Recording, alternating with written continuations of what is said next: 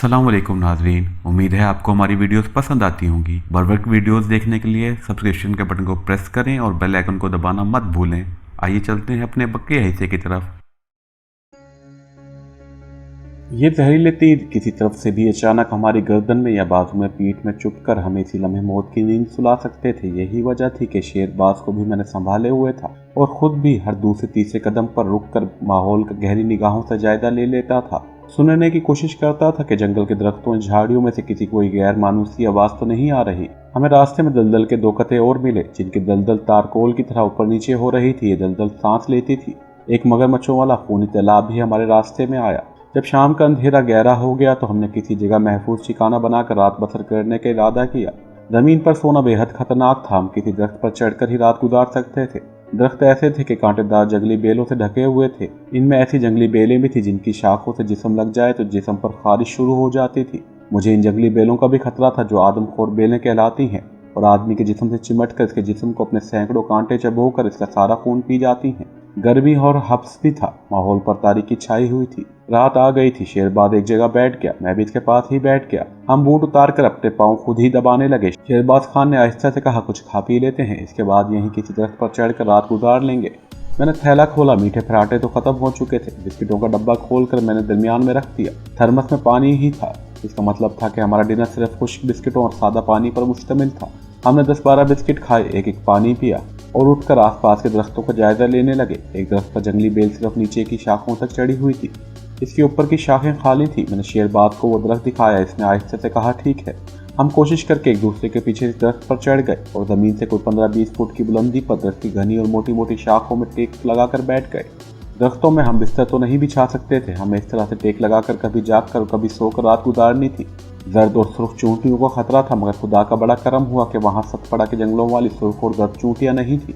मच्छरों ने जरूर हमला कर दिया था, मगर मच्छरों के हम आदी हो चुके थे। हमारे पास माचिस थी और हम बड़ी आसानी से दरख्त के नीचे धूनी लगाकर इन मच्छरों से निजात हासिल कर सकते थे। मगर हमारे साथी मुजाहिद आलमगीर और गाइड ने भी हमें सख्ती से मना किया था कि इस जंगल में दाखिल होने के बाद हमने उलाव जलाने की गलती की तो धुएं की खुशबू पाकर वहशी कबीले के लोग ऐन इस जगह पहुंच जाएंगे और फिर अगर हमारे पास रॉकेट लॉन्चर का ढेर भी होगा तो हमें इनके जहरीले तीरों से कोई नहीं बचा सकेगा।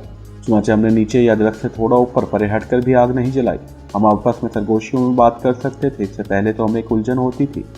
अब ये एहसास होने लगा था कि हमारी आवाज़ें वाकई बैठ गई हैं।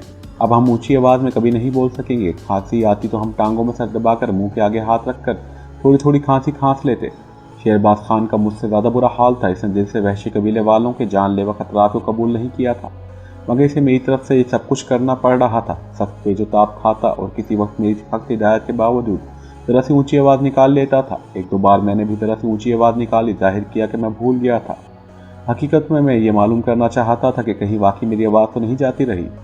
हमारी कलाइयों पर घड़ी बंधी हुई थी। हम इन पर वक्त देख लेते थे। एक बार वक्त देखा तो रात के 9 बज रहे थे। घड़ियों की सुइयां अंधेरे में चमककर वक्त बता देती थी। अगरचे हम सख्त थके हुए थे, मगर जिस तरह हम दरख्तों की टहनियों पर बैठे हुए थे हमें नींद नहीं आ रही थी। इसके बावजूद जब रात के 11 बजने वाले थे तो मुझ पर गनूत की तारी होने लगी। शेरबाज खान भी ऊँगने लगा। ये डर था कहीं ऊँग आ गई तो दरख्त से नीचे न गिर पड़े, इसलिए जरा सी ऊँग आती तो जल्दी से बेदार होकर अपने आप को संभाल लेते।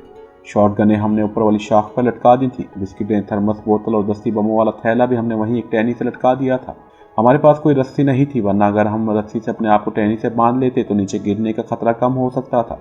हम बस जमाइयाँ ले रहे थे। सरगोशियों में एक दूसरे से बातें करते करते हम सख्त बेदार हो गए थे। अब बहुत होता तो इशारों से बात कर लेते थे, वरना चुप रहते थे। कुछ मालूम नहीं किस वक्त मुझे नींद आ गई। अचानक शेरबाज ने मुझे जगा दिया। वो मेरे कंधों को झंझोड़ रहा था। मैंने जल्दी से आंखें खोल दी और पूछा, क्या? मेरे हलक से आवाज़ निकल गई थी। शेरबाज ने जल्दी से मेरे मुंह पर हाथ रख दिया, फिर कुछ डरा हुआ लगता था। इसने हाथ मेरे मुंह पर ही रखा। अंधेरे में मुझे इसकी आंखें चमकती हुई नजर आ रही थी। वो दरख्त की एक जानिब इशारा कर रहा था। इसने हाथ पीछे खींच लिया और अपने कान पर हाथ रख दिए। कह रहा था कि जैसे मुझे कोई आवाज़ सुनाई दे रही है। अब हम एक दूसरे के इशारों को बड़ी तेजी से समझ लेते थे। मैंने भी कान लगा दिए। जंगल की रात ऐसी खामोश और साकित थी कि इस पर कब्र की खामोशी का गुमान होता था।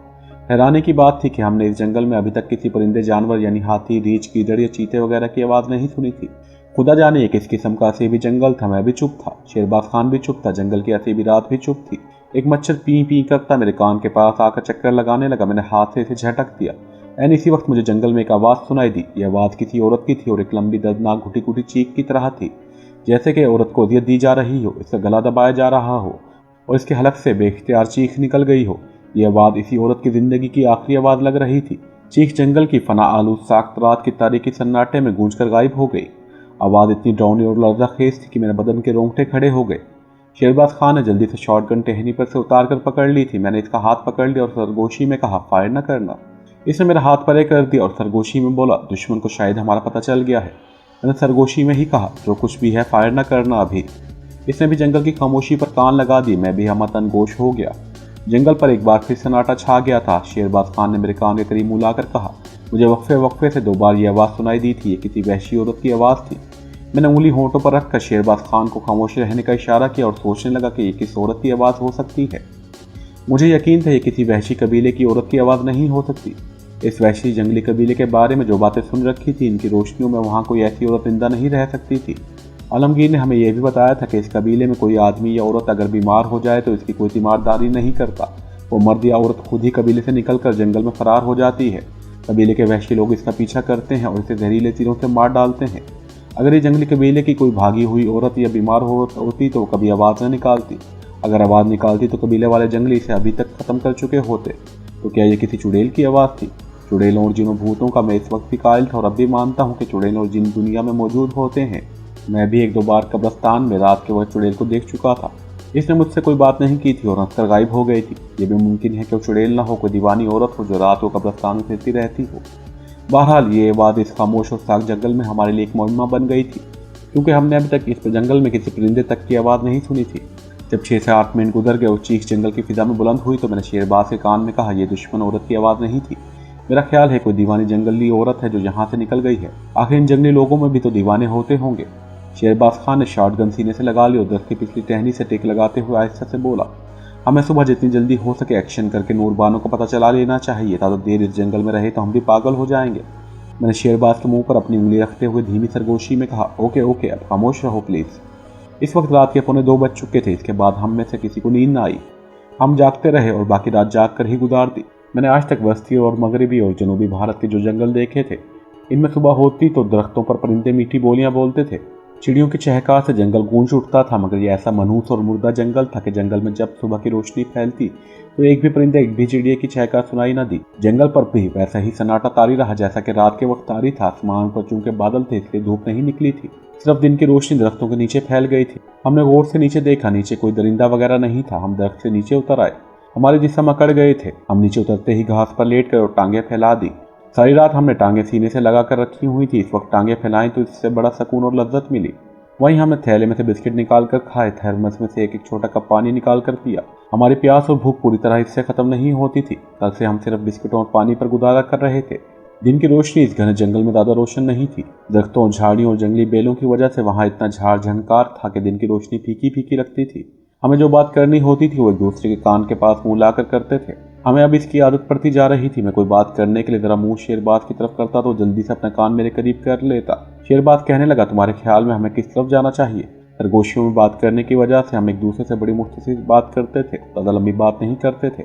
मैं जंगल के जनूबी दरख्तों की तरफ देख रहा था। मैंने कहा, हमें इस तरफ चलना चाहिए। मेरा ख्याल है वहाँ नूरबानों का कोई ना कोई सुराग मिल जाएगा।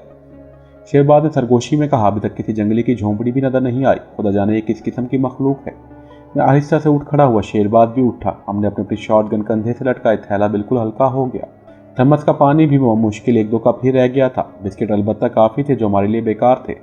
इनसे भूख को सिर्फ बहलाया ही जा सकता था। हम आहिस्ता आहिस्ता झाड़ियों को हाथों से आहिस्ता आहिस्ता एक तरफ हटाते जनूब की सिम चल पड़े। आगे जंगल ज़्यादा घना होने लगा। दरख्त ऊपर जाकर एक दूसरे से मिल गए थे। दरख्तों की वहाँ छत पड़ी थी। एक जगह हमें 2 सब्ज रंग के सांप दरख्तों की टहनी पर बैठे हुए नजर आए। शेरबाज ने शॉटगन का रुख इनकी तरफ कर दिया। मुझे मालूम था कि वो फायर नहीं करेगा, बल्कि अगर ज़रूरत पड़ी तो गन की नाली से सांपों को मारने की कोशिश करेगा। हम सांप के करीब से गुजर गए। अपनी छोटी छोटी अनार के दानों जैसी सुर्ख आंखों से वो हमें देखते रहे। इन्होंने हमें कुछ ना कहा। आगे जाकर मुझे दलदल की तेज बू महसूस हुई। मैंने शेरबाज को हाथ से रोक दिया और सरगोशी में कहा, आगे दलदल है। हम एक एक कदम देख देख कर उठाने लगे, मगर दलदल हमारी बाईं तरफ था। वहाँ हमने एक अजीब मंजर देखा। दलदल में एक बहुत बड़ा मोटा सांप जो बिल्कुल अजदह की तरह था फंस गया था। वो दलदल में से निकलने की कोशिश कर रहा था और दलदल से तेजी से निकल रही थी। दलदल में से सीसी की आवाज़ निकल रही थी और वो बड़ी तेजी से ऊपर नीचे होकर अजदह को निकलती जा रही थी। हमारे देखते देखते सारे का सारा अजदह दलदल में गायब हो गया। दलदल थोड़ी देर तक ऊपर नीचे होती रही। इसके बाद बिल्कुल सकूत हो गई। जैसे कुछ हुआ ही ना हो। हम आगे निकल गए। हब्स की वजह से हमें पसीना बहुत आ रहा था, गर्मी भी थी। कुछ देर चलने के बाद हमें प्यास महसूस हुई। हमने थर्मस में से पानी निकाला। थर्मस में सिर्फ 1 कप पानी ही था, तो ये हमने 2-2 3-3 घूंट पिया। 1-2 बिस्किट खाए और चल पड़े।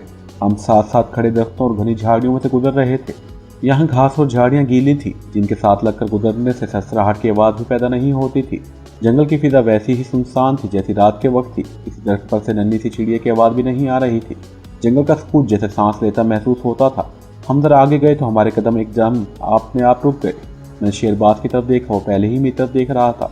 मैंने जो आवाज़ सुनी थी वही आवाज़ इसने भी सुन ली थी। वो कुछ कहने लगा। मैंने अपने होंठों पर उंगली रखते से खामोश रहने का इशारा किया और जिधर से आवाज़ आई थी इसी तरफ आंखें फाड़ फाड़ कर देखने लगा। यह आवाज़ ऐसी थी जैसे कोई लंबे लंबे गहरे सांस लेता हमसे थोड़े फासले पर से गुजर गया हो। ये सांस की आवाज़ ऐसी थी कि किसी इंसान की भी हो सकती थी और किसी दरिंदे की भी हो सकती थी। हम कान लगाए बेहिस्सो हरकत खड़े थे। वही आवाज़ फिर सुनाई दी, मगर इस बार वो हमसे दूर मालूम हो रही थी। मैंने शेरबाज को सरगोशी में कहा, कोई दरिंदा था। वो आंखें खोले जिधर से आवाज़ आई थी जब देख रहा था। कहने लगा, मुझे तो कोई इंसान लगता है। मैं एकदम चौकस हो गया। अगर ये इंसान था तो गंधारी कबीले के जंगलियों के सिवा और कोई नहीं हो सकता था। मैं शेरबाज का बाजू पकड़कर वहीं झाड़ियों में बैठ गया और धीमी आवाज़ में कहा, शायद जंगली हमारा पीछा कर रहे हैं। हमें इनके जहरीले तीरों से बचना है। हम बिल्कुल सांस रोककर बैठे थे कि अचानक जंगल की खामोश फिजा में वही औरत की चीख बुलंद हुई जो हमने आधी रात को सुनी थी। शेरबाज ने घबराकर शॉटगन का रुख सामने की तरफ कर लिया। मैं सरगोशी में कहा, खुदा के लिए फायर न करना। इसने सरगोशी में जवाब दिया, कोई दुश्मन है। मैंने कहा, कुछ भी है, फायर न करना, हम वैसे इसको पकड़ लेंगे। औरत की दहशत भरी चीख की आवाज़ बुलंद होकर जंगल में अपनी दर्दनाक गूंज छोड़कर गायब हो गई थी। इस चीख के बाद जंगल की खामोशी ज़्यादा डरावनी होने लगी थी। शेरबाज ने कहा, हमें इसकी आवाज़ का पीछा करना चाहिए। इससे पहले कि मैं इसे रोकता, वो उठकर जिस तरफ से आवाज़ आई थी इसी तरफ आहिस्ता आहिस्ता झुककर चलने लगा। मैंने शॉटगन कांधे पर डालकर अपना बड़ा कमांडो चाकू अपने सीधे हाथ में ले लिया था। मैं भी इसके साथ एक जानिब जरा से हटकर चलने लगा। आगे दरख्तों के दरमियान एक सुरंग सी बनी हुई थी। ये दरख्तों की सुरंग थी जहाँ जंगली बेलें जो दरख्तों पर छड़ी हुई थी नीचे लटक रही थी। आवाज़ इसी तरफ से आ रही थी। मैं दरख्तों की एक जानिब से और शेरबाज खान कमांडो एक्शन बनाकर दूसरी तरफ से आगे बढ़ रहा था। हमारी निगाहें बिल्कुल सामने जमी हुई थी। दरख्तों की सुरंग खत्म हो गई। आगे छोटी सी खुली जगह आ गई जहाँ घास उगी हुई थी। सामने और दाएं बाएं घने दरख्त थे। खुली जगह के दरमियान में पत्थरों के दरमियान शायद पानी बह रहा था। हमें पानी बहने की सरसराहट सुनाई दे रही थी। शायद वहाँ कोई पानी का चश्मा था। हम इसकी तरफ बढ़े ही थे कि हमारे कदम अपने आप रुक गए। हमने एक तरफ से एक इंसान को आते देखा। चूंकि वो जगह जंगल के वक्त में कदर खुली और कुशादा थी, इसलिए ऊपर से बादलों वाले आसमान में से दिन की हल्की हल्की रोशनी नीचे आ रही थी। इस रोशनी में हमने इस इंसान को गौर से देखा और जल्दी से ऊंची घास में बैठ गए। ये इंसान एक औरत थी। इसके बाल खुले थे। इसके बदन पर कोई लिबास नहीं था। वो सर से पांव तक उड़ियां थी। सिर्फ कमर के गिर्द इसने केले के छोटे पत्ते लपेटे हुए थे। वो आहिस्ता आहिस्ता कदम उठाती पत्थरों के पास आई। कुछ देर वहां खड़ी नीचे देखती रही। पत्थरों पर बैठ गई और जानवरों की तरह चश्मे में मुंह डालकर पानी पीने लगी। इसके पानी पीने के बाद बिल्कुल इसी तरह आ रही थी जैसे कोई शेरनी या दूसरा दरिंदा जबान की मदद से पानी पीता है। हम में से कोई नहीं बोल रहा था। हम टिकटी बांधे जंगल की इस वहशी औरत को देख रहे थे जो बिल्कुल उरियां हालत में चश्मे के किनारे झुककर जानवरों की तरह पानी पी रही थी। ये मंजर मैं जिंदगी में पहली दफा देख रहा था। हम अपनी जगह पर सांस रोके बैठे थे। वो औरत हमें कोई नुकसान नहीं पहुंचा सकती थी। इसके पास जंगली कबीले के लोगों वाला जहरीला तीर कमान भी नहीं था। फिर भी हमें इस वहशी औरत से एक तरह का खौफ महसूस हो रहा था। मैंने बड़े गौर से इसके पाँव को देखा। इसके पैर सीधे थे, वो चुड़ैल नहीं थे। इतने में अचानक वो वहशी औरत पानी पीते पीते रुक गई। इसने जानवरों की तरह बैठे बैठे मुंह हमारी तरफ किया, जैसे इसे हमारी मौजूदगी का एहसास हो गया हो और हमें देखने की कोशिश कर रही हो। शेरबाज ने अपनी गन नीचे कर ली। हम घास में इस तरह छुपे हुए थे कि वो औरत हमें नहीं देख सकती थी, लेकिन वो इसी तरह टिकटी बांधे हमारी जानिब ऊंची घास को देख रही थी जैसे वो हमें देख रही हो। इसने हमें देख लिया है या इसे हमारी बू आ गई है। वो एकदम उठ खड़ी हुई और वो बिल्कुल सीधी खड़ी हुई थी। इसके काले सियाह बाल इसके शानों पर दूसरी तरफ बिखरे हुए थे। सर के ऊपर भी बाल फूले हुए थे। वो जवान औरत लगती थी। कमांडो शेरबाज ने मेरे कान में आहिस्ता से कहा, इसको काबू करना चाहिए, शायद इससे हमें नूरबानों का कुछ सुराग मिल जाए। ये बड़ी दूर की बात थी। अजीब व गरीब वहशी औरत हमें क्या बता सकती थी। मैंने शेरबाज को कोई जवाब न दिया। वो औरत बिल्कुल हमारी सीध में टिकटी बांधे देख रही थी और बिल्कुल पत्थर का बुत बनकर खड़ी थी। अचानक शेरबाज अपनी जगह से उठकर इस औरत की तरफ चलने लगा। इसने यह हरकत इतनी तेजी से की थी कि मैं इसे रोक भी ना सका था। इसने गन सीधी कर ली थी। गन की नाली का रुख औरत की तरफ था। इसे देखकर मैं भी इसके पीछे चला। मैं जल्दी से कमांडो शेरबाज के पहलू में आ गया। हम दोनों कदम कदम औरत की तरफ बढ़ने लगे। औरत अभी तक इसी तरह खड़ी थी। इसने हमें देख लिया था, फिर भी अपनी जगह से ना हिली थी, ना भागी थी और ना इसने हम पर हमला किया था और ना ही अलग से कोई चीख निकाली थी। हम इसके बिल्कुल करीब और सामने पहुंचकर रुक गए। इस अजीबोगरीब जंगली औरत का और हमारा फासला बमुश्किल 4 कदम का होगा। कमांडो शेरबाज ने औरत से उर्दू बल्कि इस इलाके की हिंदी जबान में कहा, हम शिकारी हैं, जंगल में रास्ता भूल गए हैं, हमें बाहर निकलने का रास्ता बता दो। औरत बिल्कुल बुत की तरह खड़ी हमें अपनी चमकीली वहशी आंखों से देख रही थी।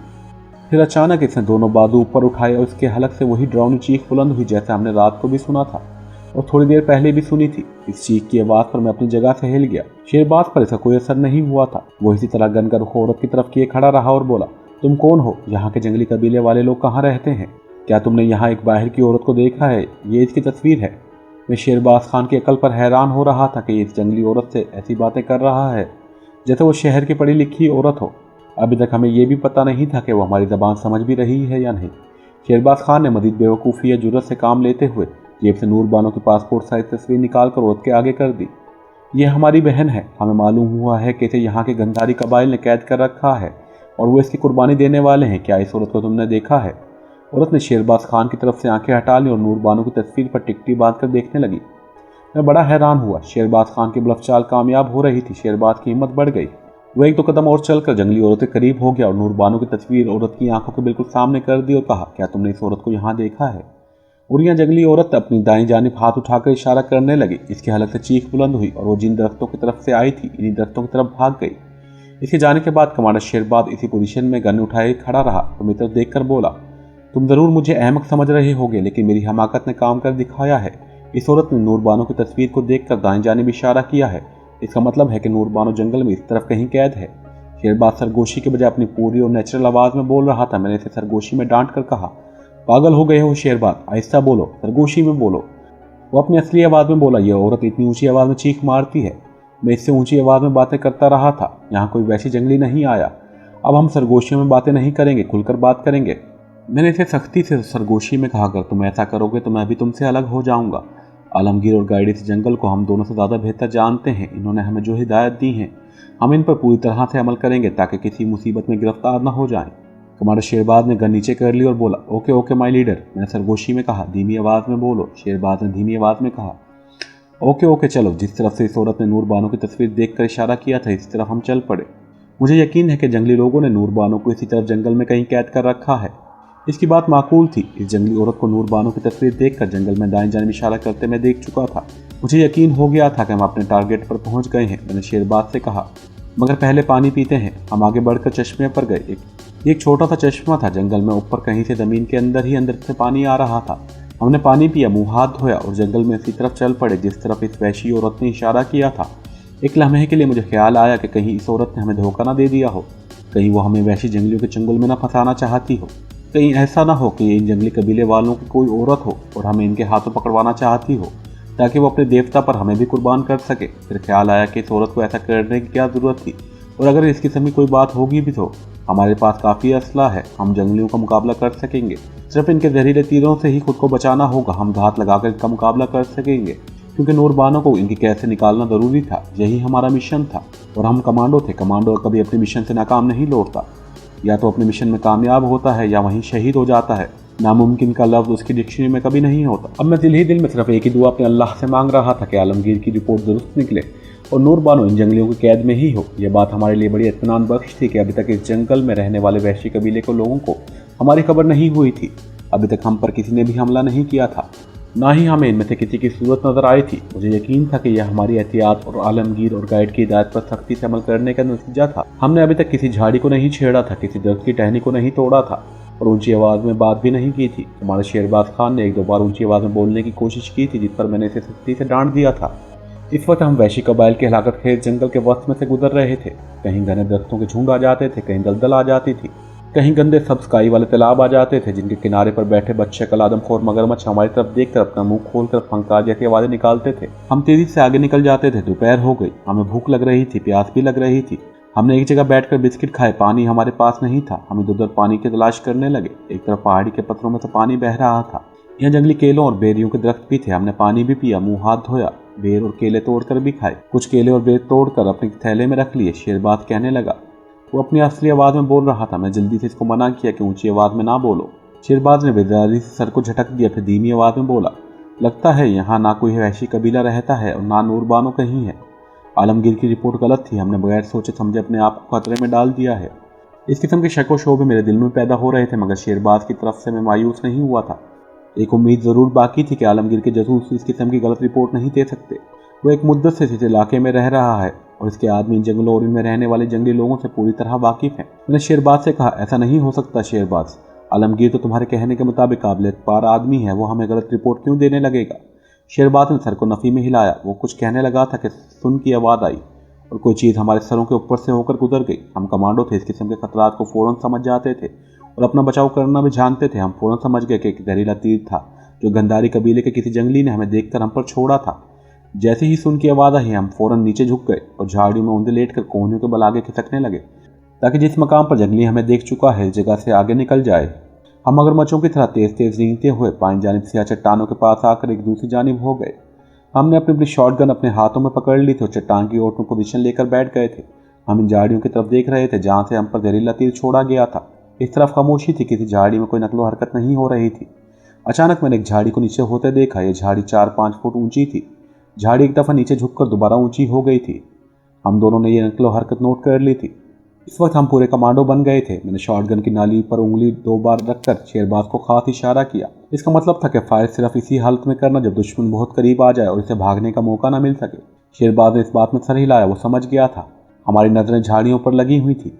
दोपहर के बाद अबरालुद मौसम में धूप की रोशनी फीकी फीकी थी जिसे जंगल के दरख्तों ने और ज़्यादा मध्यम कर दिया था, मगर हमारी आंखें रात के अंधेरे में भी देखने की आदी हो चुकी थी। अभी तक हमें कोई जंगली दिखाई नहीं दिया था। हमारे ऊपर से सिर्फ एक तीर गुजरा था। इससे यही जाहिर होता था कि हमारे पीछे सिर्फ एक ही जंगली लगा हुआ है। अगर ज़्यादा जंगली होते तो हम पर 10-15 जहरीले तीर ज़रूर शूट करते। जंगल पर गहरा सकूत छाया हुआ था। इस सकूत में हमें ऐसी आवाज़ें सुनाई दी जैसे किसी दरख्त पर बंदर आपस में खूं कर रहे हों। हमने एक दूसरे की तरफ देखा। हम दोनों हैरान थे कि इस जंगल में अभी तक हमें किसी जंगली जानवर की आवाज़ नहीं आई थी। कोई जंगली जानवर भी कहीं नहीं दिखाई दिया था। फिर ये बंदरों की आवाज़ें कहाँ से आ गई? दूसरी बार केच केच की आवाज़ें आई। ये बंदर की आवाज़ ही लगती थी। कमांडो शेरबाज ने ऊपर हाथ उठाकर उंगली से सामने वाली झाड़ी की तरफ 3 बार इशारा किया। इसका मतलब था कि इसे यकीन है कि दुश्मन इन झाड़ियों के पीछे छुपा हुआ है। मैंने अपनी नज़र झाड़ियों पर जमा दी और शॉटगन के ट्रिगर पर उंगली रख दी। झाड़ियों की एक जानिब हरकत पैदा हुई और एकदम से 2 नंगे धड़ंगे सियाफाम जंगली हाथों में तीर कमान लिए झाड़ियों में से भूतों की तरह निकले और हमारी तरफ दौड़ गए। इन्होंने हमें जरूर देख लिया था। वो सीधे हमारी तरफ आ रहे थे। शेरबाज ने धीमी मगर तेज आवाज में कहा, फायर। इसके साथ ही शेरबाज की शॉटगन से फायर हुआ। सिलेंसर की वजह से फायर के धमाके की आवाज़ न निकली। इसी लम्हे मैंने भी फायर कर दिया। हमने ऊपर तले 2 फायर किए। तमाम गोलियां जंगलियों के सीने पर लगी। वो कमबख्त सीना ताने हमारी तरफ दौड़े चले आ रहे थे। इन्हें तवक्को नहीं थी कि हमारे पास इस किस्म का मोहलिक असला होगा। दोनों एक दूसरे के ऊपर गिर पड़े। शॉटगन की लंबी गोली अंगारे से भी ज़्यादा गर्म होकर घूमती हुई जाती थी और दुश्मन के जिस्म में उतरकर इसमें आग सी लगा देती थी और वो इसके हलक से आवाज़ भी नहीं निकलने देती।